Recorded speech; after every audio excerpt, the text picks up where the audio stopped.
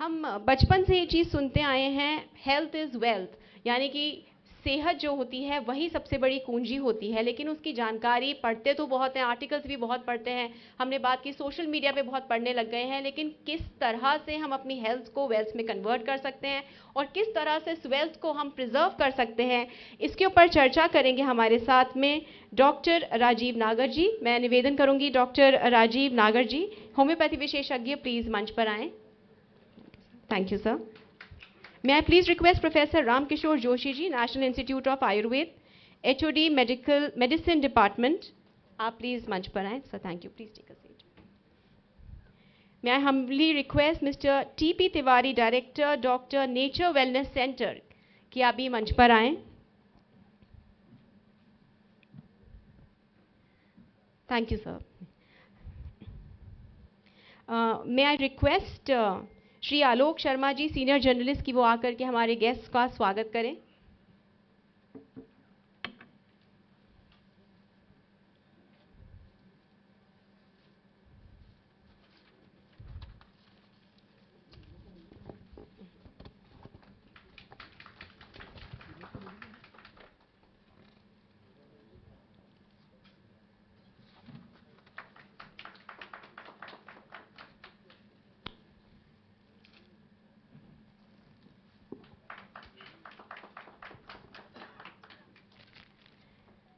और अब मैं दूसरे सेशन के लिए रिक्वेस्ट करूंगी हमारे bureau chief India News and the Daily Guardian Rajasthan Shri Arvind Palawat ji से कि वो आएँ और जानकारी साझा करें, बातचीत करें और हमारा ज्ञानवर्धन करें. May we please have a round of applause for everybody. Thank you so much.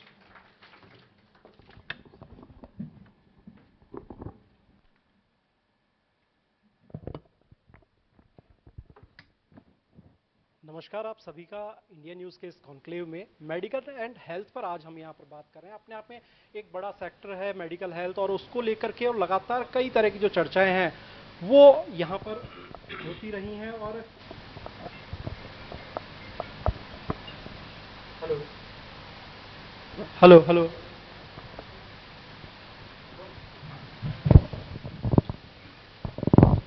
Hello hello hello mike. नमस्कार आप सभी का स्वागत है इंडिया न्यूज़ के इस कॉन्क्लेव में जहां पर मेडिकल और हेल्थ को लेकर के हम बात कर रहे हैं और मेडिकल और हेल्थ के नए आयामों पर हम यहां पर चर्चा कर रहे हैं. तरह तरह की जो चिकित्सा पद्धति है उस पर हम यहां पर बात करेंगे. एलोपैथिक पर हमने बात की और अब हमारे यहाँ पर हमारे साथ आयुर्वेद के विशेषज्ञ हैं, होम्योपैथी के विशेषज्ञ भी हमारे साथ यहाँ पर मौजूद हैं और उनके साथ ही नेचुरोपैथी. ये जो तीनों ही पैथी है इसको लेकर के जो एक्सपर्ट हैं वो हमारे साथ मौजूद है. सबसे पहले होम्योपैथी पर हम बात करते हैं. राजीव नागर जी हमारे साथ हैं.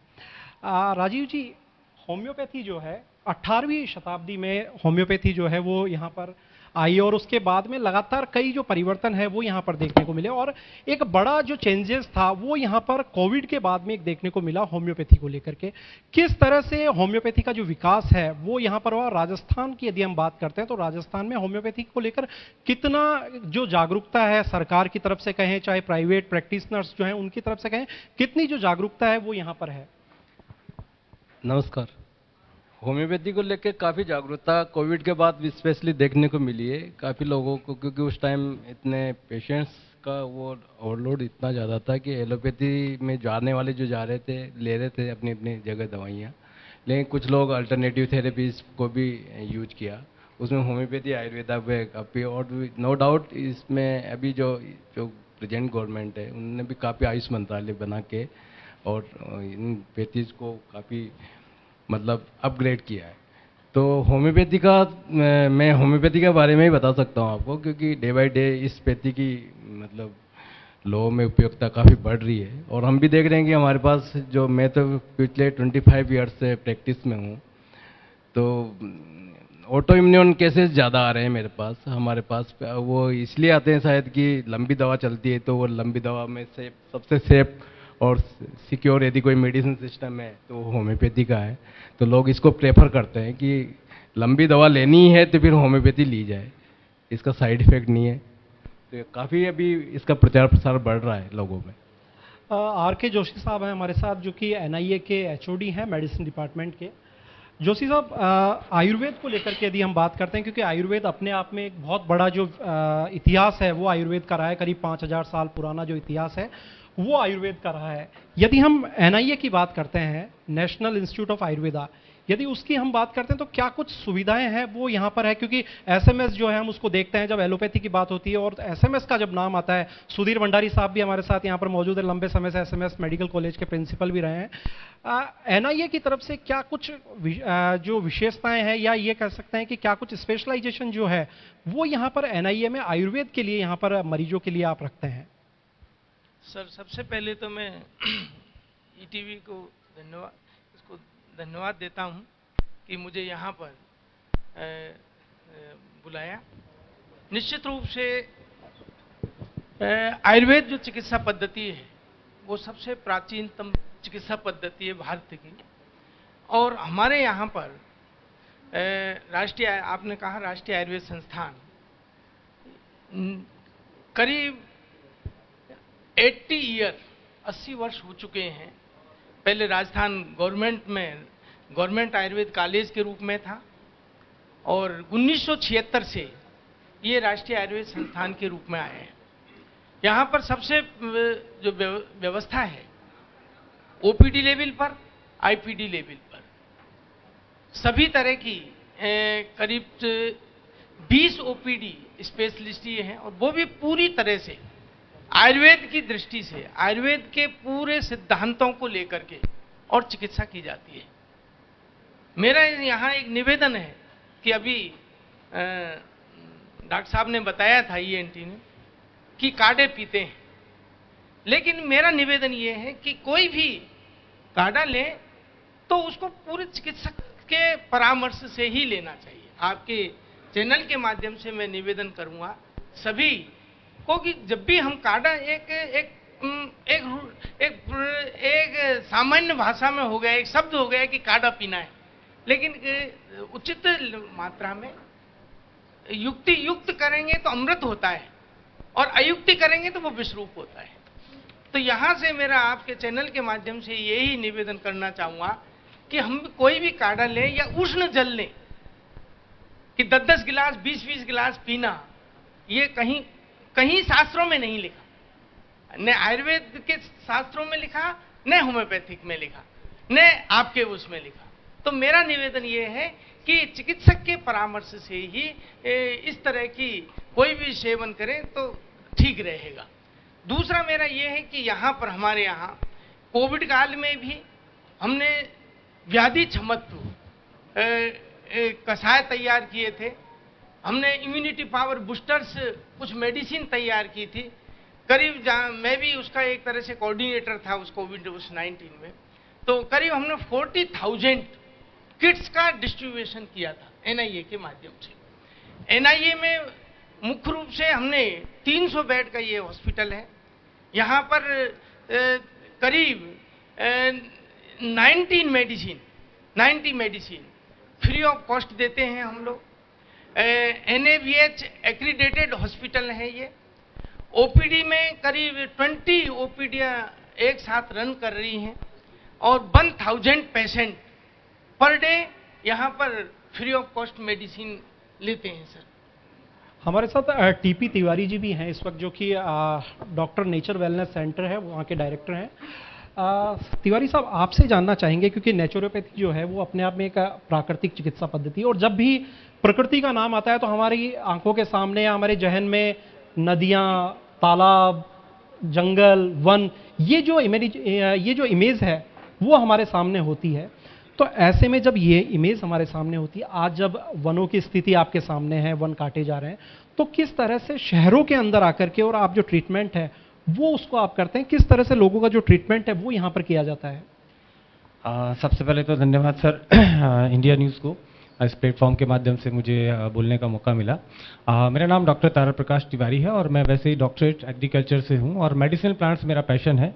पिछले 25 साल से मैं देश में अलग अलग कोनों में औषधीय पौधों पे काम कर रहा हूँ, और कैसे ये औषधीय पौधे, ये नेचर हमारी बॉडी को हील कर सकती है, इसके ऊपर काम कर रहे हैं। और हम लोग 23 से ज़्यादा देशों में आज हम लोग इन जड़ी बूटियों के बारे में अवेयरनेस कर रहे हैं और अलग अलग यूनिवर्सिटीज़ में, इवन यूनिवर्सिटी ऑफ कैलिफोर्निया या लंदन में कुछ यूनिवर्सिटीज़ के साथ में मिलकर, रशिया में मिलकर भारत के औषधीय पौधों का प्रचार प्रसार कर रहे हैं। नेचर से अगर हम लोग जुड़े रहेंगे, चाहे वो मिट्टी हो, पानी हो, हवा हो, अगर इससे हम लोग कनेक्टिविटी में रहेंगे तो हमारी बॉडी भी, चूँकि नेचर से ही बनी है, नेचर का ही पार्ट है, तो हमारी बॉडी हील कर पाएगी, जल्दी हेल्दी हो पाएगी। और एक चीज़ और जस्ट मैं चांस लेना चाहूँगा कि हम हमेशा बात करते हैं अल्टरनेटिव मेडिसिन, आयुर्वेद को, होम्योपैथी को, तो मैं ये मानना चाहता हूँ कि भारत जैसे देश में जिसका 5000 सालों से आयुर्वेद का इतिहास रहा है, वहाँ पे आयुर्वेद अल्टरनेटिव क्यों है, ये मेरे दिमाग में एक छोटा सा सवाल है ज़िंदगी भर के लिए।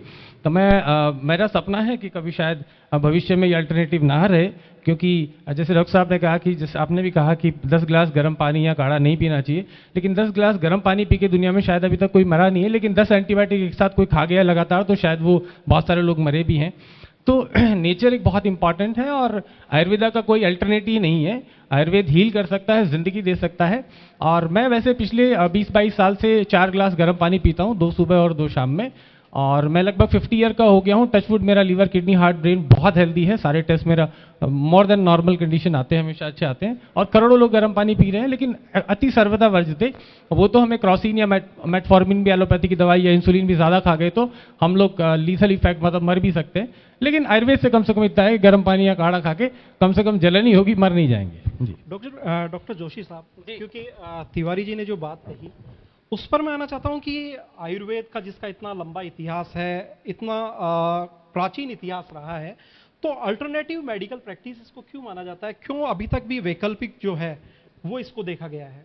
सर, इसमें प्रमुख रूप से ये चिकित्सा आयुर्वेद जो है वो प्राचीन चिकित्सा सिद्धांत है, चिकित्सा पद्धति है, और वैकल्पिक के रूप में जहाँ तक मैं मानता हूँ कि नहीं मानना चाहिए, क्योंकि ये पूरा एक सबसे पहले तो हम कोई भी मेडिसिन लेंगे, अति तो सर्वत्र वर्जित है, लेकिन ये जहाँ तक मुझे लगता है, मेरा 20-25 साल का एक्सपीरियंस है, ये विदाउट कॉम्प्लिकेशन मेडिसिन पैथी है। मतलब यहाँ पर यदि हम लेंगे तो किसी प्रकार का साइड इफेक्ट नहीं होता है, और ये सभी मानते भी हैं।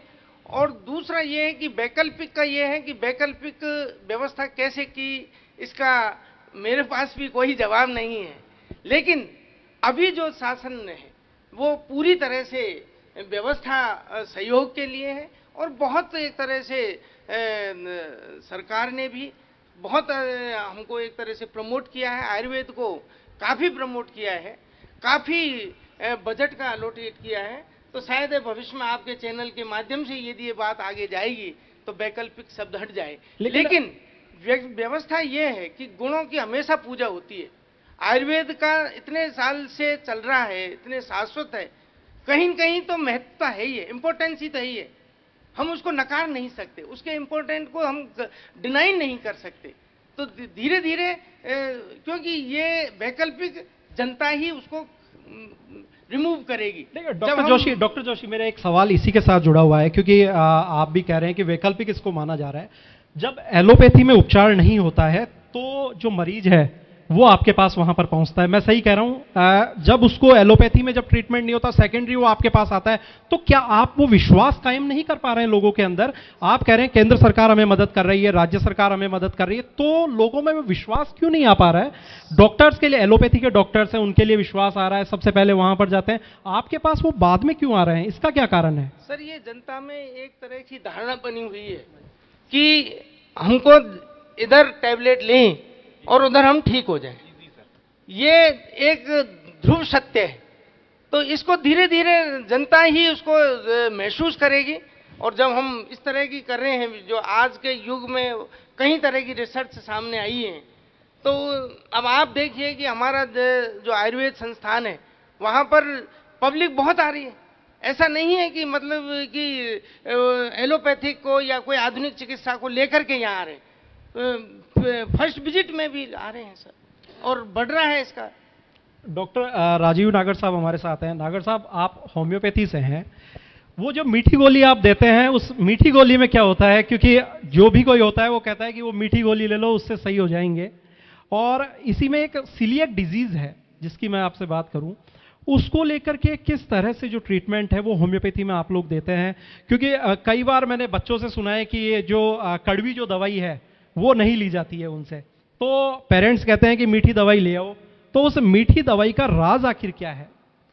नहीं, देखिए, जो इंडियन मेडिसिन जितनी भी अपने मेडिकल की जो स्ट्रीम है, एलोपैथी, होम्योपैथी, आयुर्वेदा, तो इनमें बेसिक जो कौन डिफरेंस है ना, वो मेडिसिन का जो प्रिपरेशन है उसी का ही अंतर है। बाकी जो प्रकृति में जो सोल्ट है, जो सल्फर एलोपैथी में भी यूज होता है, सल्फेट होम्योपैथी में भी, आप लोगों के आयुर्वेद में भी यूज होता है, पर उसकी मतलब जो प्रिपरेशन है वह होम्योपैथी इसलिए डिफर है कि ये सटल मेडिसिन सिस्टम है, इसमें डायनेमिक डोज होती है। हम लोग मोलिक्यूल्स, अणु परमाणु फॉर्म में एक मेडिसिन होती है। तो शक्कर की गोली जो दिख रही है ये भी मेडिसिन नहीं है, इसके अंदर में जो अर्क जाता है वह अर्क बहुत ही माइन्यूट लेवल पर होता है, अवोगाद्रो जो वो होता है उस लेवल का होता है। आप देखिए कि मटेरियल नाम की कोई चीज़ नहीं होती होम्योपैथी मेडिसिन में। और हम लोगों का जो होम्योपैथी का पिछड़ने का जो एक कारण है ना, वो भी यही है कि हम मटेरियल समझ के पेशेंट को दवा दे रहे हैं, कि जैसे मतलब एमजी के रूप में जो हम लोग बाइस्ड हो गए मतलब एलोपैथी मेडिसिन सिस्टम से। इसीलिए आपने देखा होगा कि होम्योपैथी में किसी चीज़ का स्पेशलिस्ट नहीं होता, क्योंकि एक डायनेमिक डोज जाती है डायनेमिक बॉडी के अंदर, जो वाइटल फोर्स जिसको वाइटल एनर्जी बोलते हैं, जो एनर्जी की कोई फॉर्म नहीं है, उसका कोई रूप नहीं होता, ऐसे वो मेडिसिन भी फॉर्मलेस होती है, उसका कोई रूप नहीं है। बस वो हम इसलिए शक्कर की गोली में देते हैं कि जिससे कि जो ट्रीटमेंट है ना वो हमेशा ही ऐसा होना चाहिए, बहुत माइल्ड होना चाहिए, जेंटल होना चाहिए, परमानेंट होना चाहिए, कॉम्प्रेहेंसिव होना चाहिए। मतलब इसलिए कि आपको ट्रीटमेंट करते हुए पीड़ा नहीं हो पेशेंट को, उसको स्मूथ ही लगे कि मेरा।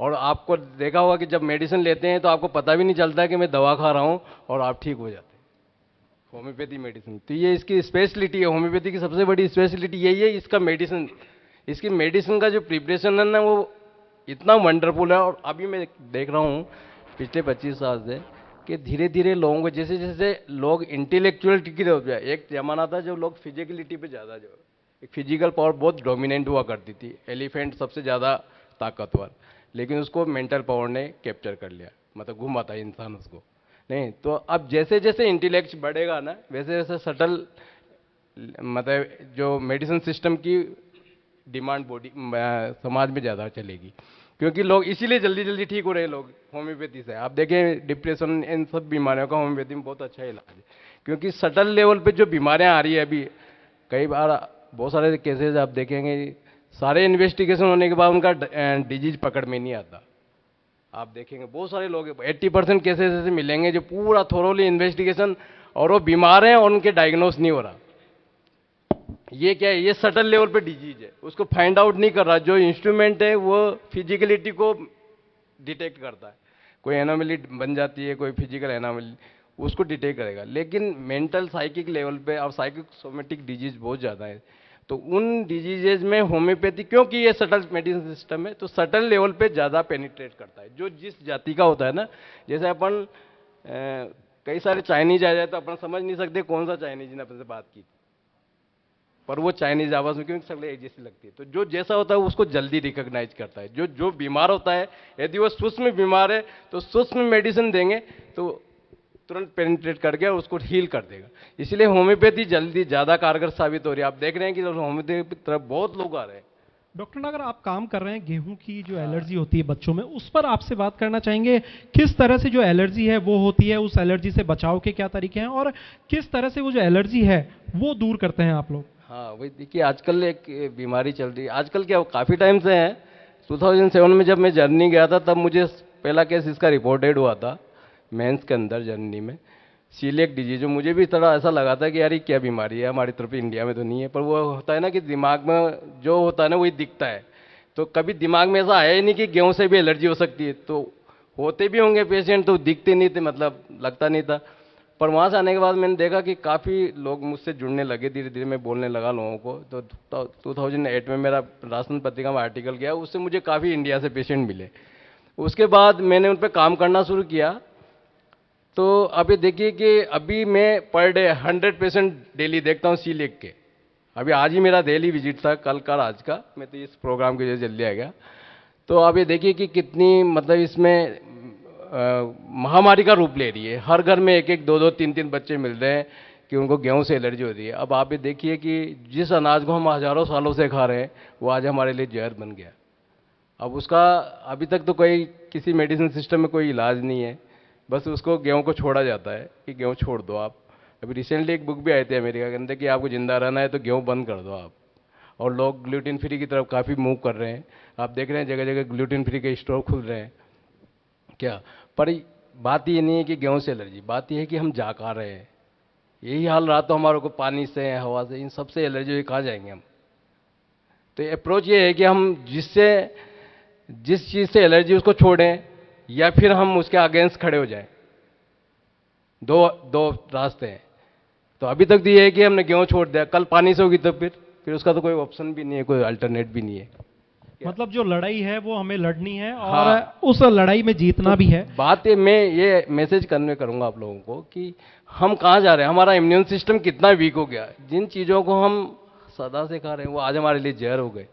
तो उन चीज़ों में कमी है या शरीर में कमियां हो गई हमारे, हमको ये सोचना है कि हम अपने आप को ठीक करें या गेहूं को छोड़ें या चावल को छोड़ें या दाल को छोड़ें या हवा को छोड़ें, कैसे सर्वाइव करेंगे हम लोग। तिवारी साहब, यदि नेचुरोपैथी की हम बात करते हैं, नेचुरोपैथी में किस किस तरह के जो पेशेंट्स हैं वो रिपोर्ट करते हैं आपके पास, कौन कौन से तरीके के पेशेंट्स आते हैं, और यदि उसको आप जो ट्रीटमेंट है, वे ऑफ ट्रीटमेंट है, उसका लाइन ऑफ ट्रीटमेंट है, वो क्या रहता है।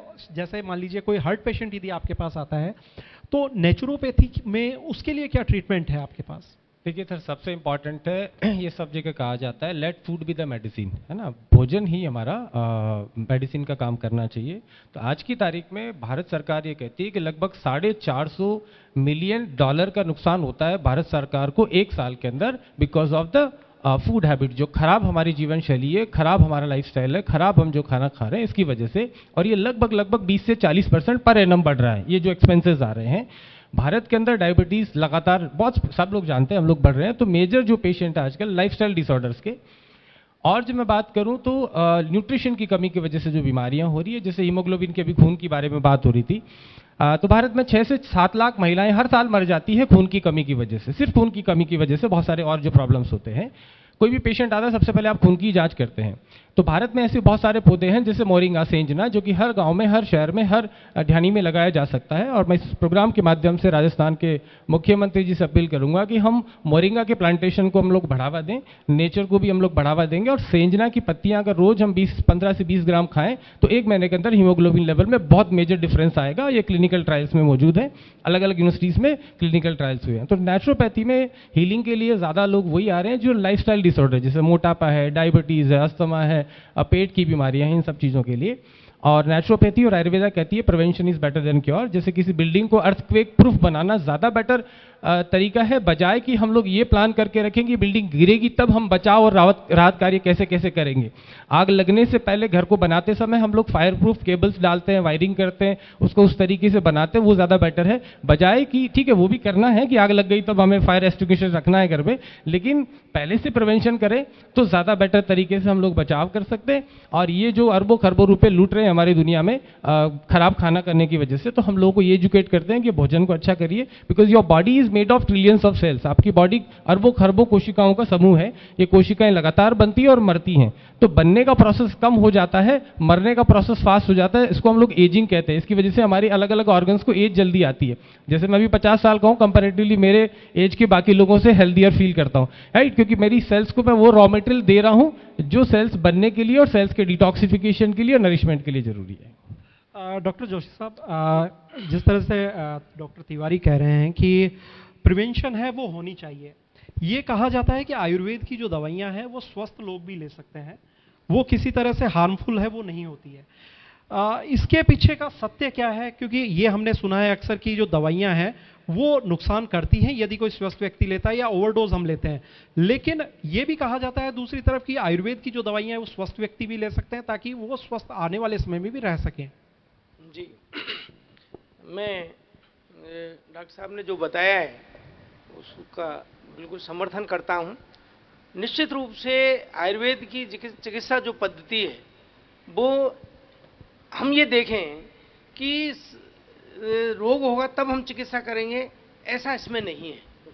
स्वस्थ से स्वास्थ्य रक्षणम आतुरस्य विकार प्रशमनम, यानी कि आयुर्वेद के दो सिद्धांत हैं कि स्वस्थ व्यक्ति के स्वास्थ्य की रक्षा करना और रोगी के रोग की रक्षा करना, दो आधार हैं। स्वस्थ के लिए हमें ये जितना भी है कि हम रोग हो ही नहीं, इसके लिए हमको देखो जहां भी है वो सबसे पहले दिनचर्या है, ऋतुचर्या है।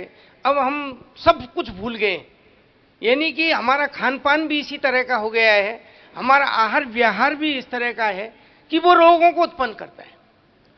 हमारे सिद्धांत आपको मैं इस चैनल के माध्यम से बताना चाहता हूं कि कोविड-19 आयुर्वेद शास्त्र में कहीं नहीं लिखा हुआ।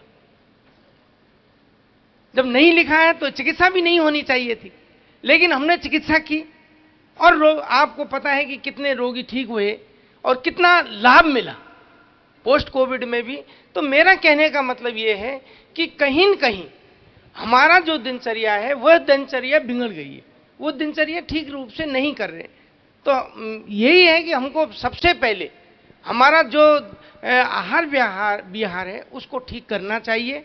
और दूसरा मैं आपको निवेदन करूं कि राष्ट्रीय आयुर्वेद संस्थान में पंचकर्म एक बहुत बड़ा आधार है। हमारे यहाँ पंचकर्म चिकित्सा केंद्र है, वहाँ पर हमने जितनी भी जटिलतम व्याधि है, आप रूमेटाइड आर्थराइटिस के केस हैं, मस्कुलर डिस्ट्रोफी के केस हैं, यहाँ तक कि हमने डायबिटिक जो रेटिनोपैथी है उसके लिए भी ईएनटी आयुर्वेद पद्धति से किस तरह से वो ठीक होती है ये हमने व्यवस्था की है। यहाँ तक कि हमने यहाँ पर बालकों के लिए स्वर्ण प्राशन एक संस्कार को भी हमने चालू किया है कि स्वर्ण बिंदु करके हम बच्चों को देते हैं और उसको हमने पुष्य नक्षत्र के लिए निर्धारित किया है। तो ये मेरा कहने का मतलब ये जितनी भी है वो सब इम्यूनिटी पावर बढ़ाती है, जिससे कि रोग ही उत्पन्न नहीं हो। तो आयुर्वेद तो इस बात को समर्थन करता है कि हमको अपना जो दिनचर्या है और जो एक रूटीन जो बता रखा है उसके अनुसार चलना चाहिए। मिथ्या आहार विहार को तो आपको अवॉइड करना ही पड़ेगा, और यदि हम इसको प्रकृति के साथ दखल देंगे तो निश्चित रूप से स्वास्थ्य के साथ अपने आप ही दखल होगा। तो इसलिए आयुर्वेद का जो मैं डॉक्टर साहब का बात का समर्थन करता हूं कि निश्चित रूप से हमको जो हमारे सिद्धांत हैं, जो हमारी लाइफ स्टाइल जो डिसऑर्डर्स जो हो रहे हैं उनसे बचना चाहिए।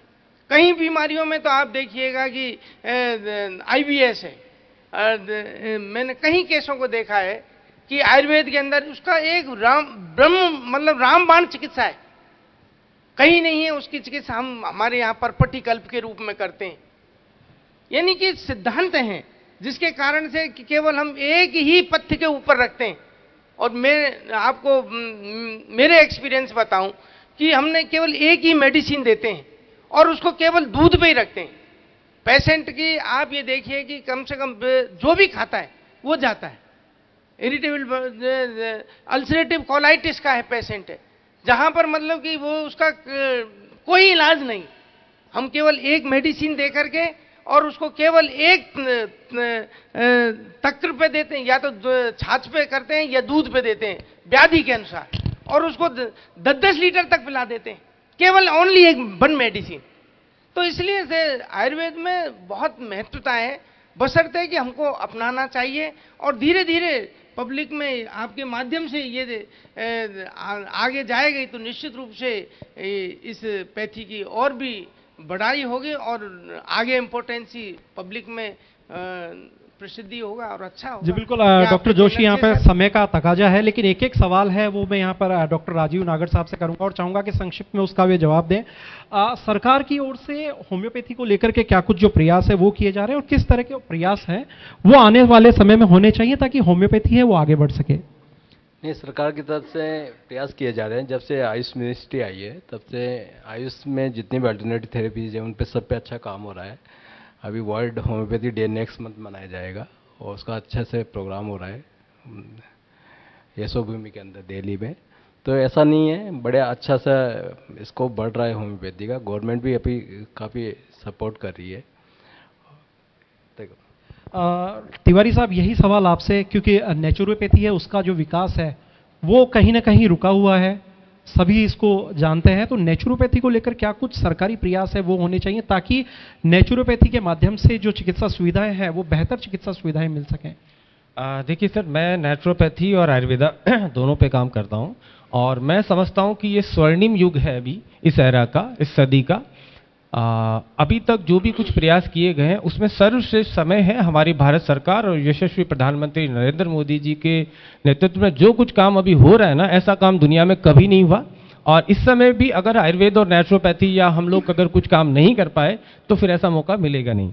तो हम दिन रात लगे हैं लोगों को अवेयर करने में, मेडिसिनल प्लांट्स के बारे में स्कूल्स में, कॉलेजेस में लोगों को बताने के लिए कि ये क्या क्या महत्वपूर्ण है, कैसे कैसे इनको इस्तेमाल किया जाए, क्या क्या इनका लाभ ले। और भारत सरकार आयुर्वेद को बढ़ाने के लिए तो हज़ारों करोड़ रुपया खर्चा कर रही है अभी गवर्नमेंट ऑफ अमेरिका के साथ में मिलके, एंड यूएस FDA के साथ में, WHO के साथ में कोलैबोरेशन करके बहुत सारे, जामनगर में एक बहुत बड़ा R&D सेंटर हमारा स्टार्ट हुआ है, जापान में एक आयुर्वेदा को लेकर कुछ एक्टिविटीज़ भी स्टार्ट हुई। तो ऐसा करके सारी चीज़ें पॉजिटिव माहौल है और अभी हमको प्रयास करना चाहिए। अभी हम लोग, जैसे मैंने मोरिंगा की बात करी, तो सेंजन के ड्रम स्टिक के लड्डू गुड़ के साथ बना के और ये बच्चों को मिड डे मील में दिया जाए, इसके लिए भी हम लोग प्रयास कर रहे हैं। और हम लोग हज़ारों करोड़ों रुपए का जो इंपोर्ट हमारा हो रहा है बहुत सारे इम्प्लांट्स में, मेडिसिन को इंपोर्ट करने में, एक गजब की बात लास्ट में बताता हूँ। दुनिया में 3 कंपनियां हैं जो लगभग 80 to 90% इंसुलिन प्रोडक्शन करती है, अमेरिकन कंपनीज हैं तीनों। और तो भारत बहुत बड़ा इंपोर्टर है इंसुलिन का और पूरी दुनिया बहुत बड़ी इंपोर्टर है। लेकिन भारत में एक जड़ी बूटी होती है मधुनाशिनी, जिसको गुड़मार भी कहते हैं। अमेरिका दुनिया में सबसे बड़ा इंपोर्टर है, यानी कि जो इंसुलिन एक्सपोर्ट कर रहा है वो सबसे बड़ा इंपोर्टर जड़ी बूटी का है। तो इससे हम लोग क्या समझ सकते हैं, मुझे समझता है कि सबको समझ में आना चाहिए कि हम लोग किस दिशा में जा रहे हैं। जी बिल्कुल, बहुत बहुत धन्यवाद। हमारे जो एक्सपर्ट पैनल था हमारे पास, क्योंकि डॉक्टर तिवारी, डॉक्टर जोशी और डॉक्टर नागर तीनों ने ही अलग अलग जो एलोपैथी है, होम्योपैथी है, आयुर्वेद है और नेचुरोपैथी, सभी पर हमने चर्चा की। और अगला जो पैनल होगा हमारा वो भी इन तमाम मुद्दों पर यहाँ पर चर्चा होगी और उसमें पता चलेगा कि किस तरह से किस बीमारी का जो इलाज है वो किस तरह से हो सकता है। फिलहाल बने रहिए इंडिया न्यूज़ राजस्थान के साथ। नमस्कार।